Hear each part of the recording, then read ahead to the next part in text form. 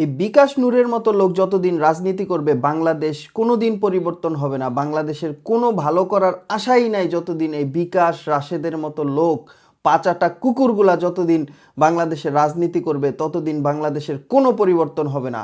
বাংলাদেশের মতো বাংলাদেশকে পরিবর্তন করতে হলে এদের মতো পাচাটা কুত্তাকে আগে রাজনীতি বাদ দিতে হবে, রাজনীতি থেকে এদেরকে লাথি মেরে বের করে দিতে হবে ফাজিলগুলাকে।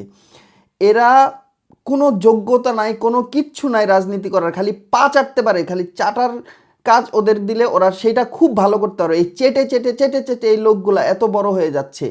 এই ফকিন্নির বাচ্চাগুলা জন্মগত ফকিন্নি, এগুলারে বানাইছে এক একটারে মন্ত্রী প্রতিমন্ত্রী, যা দিচ্ছে পোস্ট। বিএনপি এগুলা কি শুরু করছে কিচ্ছু বুঝতেছি না। মানে যে যেই জায়গার সবচেয়ে বড় অথর্ব তারে ওই জায়গার ওই পোস্টটা দিতে হবে। যেমন এই নুরা পাগলা কি করে, প্রতিদিন ও প্রবাসীদের নিয়ে যত উল্টাপাল্টা কথা সব ও বলে বেড়াবে এই প্রবাসীদের নিয়ে। ও আজ পর্যন্ত কোনো দিন প্রবাসীদের নিয়ে একটা ভালো কথা বলে নাই। ওরে বানায় রাখছে প্রবাসী কল্যাণ মন্ত্রণালয়ের প্রতিমন্ত্রী। মানে তারপরে যে বিদ্যুৎ প্রতিমন্ত্রী বিদ্যুৎ দিতে পারতেছে না, এ নাকি 2000 সালে যখন ক্ষমতায় ছিল বিএনপি তখনও বিদ্যুৎ নিয়ে আকাম কুকাম করছে, এর আবার বানাইছে বিদ্যুৎ প্রতিমন্ত্রী, কারণ হলো গিয়ে বিদ্যুৎ মন্ত্রী, কারণ হে হলো বিদ্যুতের আকাম করতে পারে। এ হলো প্রবাসীদের জন্য উল্টাপাল্টা কথা বলে ওরে বানায় রাখছে নুরা পাগলারে প্রবাসী কল্যাণ মন্ত্রণালয়ের প্রতিমন্ত্রী। যত সব ভণ্ডামি শুরু করছে বিএনপি। যদি বিএনপি এইসব ফাজিলগুলাকে নিয়ে রাজনীতি করতে চায়, ওদের রাজনীতির ভবিষ্যৎ খুবই অন্ধকার, ওরা খুবই বিপদে পড়বে সামনে থেকে।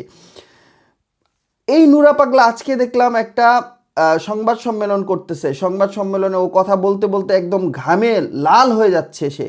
মানে ও যতগুলা কথা এই আজকে সংবাদ সম্মেলনে বলছে, ওরে যদি বলা হয় আপনি প্রতিটা কথার প্রমাণ দেন, ও একটা কথার প্রমাণ দিতে পারবে না। ও বলতেছে জামাত নাকি জঙ্গি, বা জামাত নাকি অস্ত্র প্রশিক্ষণ দেয়, জামাত নাকি আল কায়দার সাথে যোগাযোগ আছে। আরে বেটা, তোর তো যোগাযোগ আছে মোসাদের সাথে, তোর তো যোগাযোগ আছে ইসরায়েলের সাথে, ওইটার তো পুরো প্রমাণ আছে, সবার কাছে ছবি আছে ওইটার।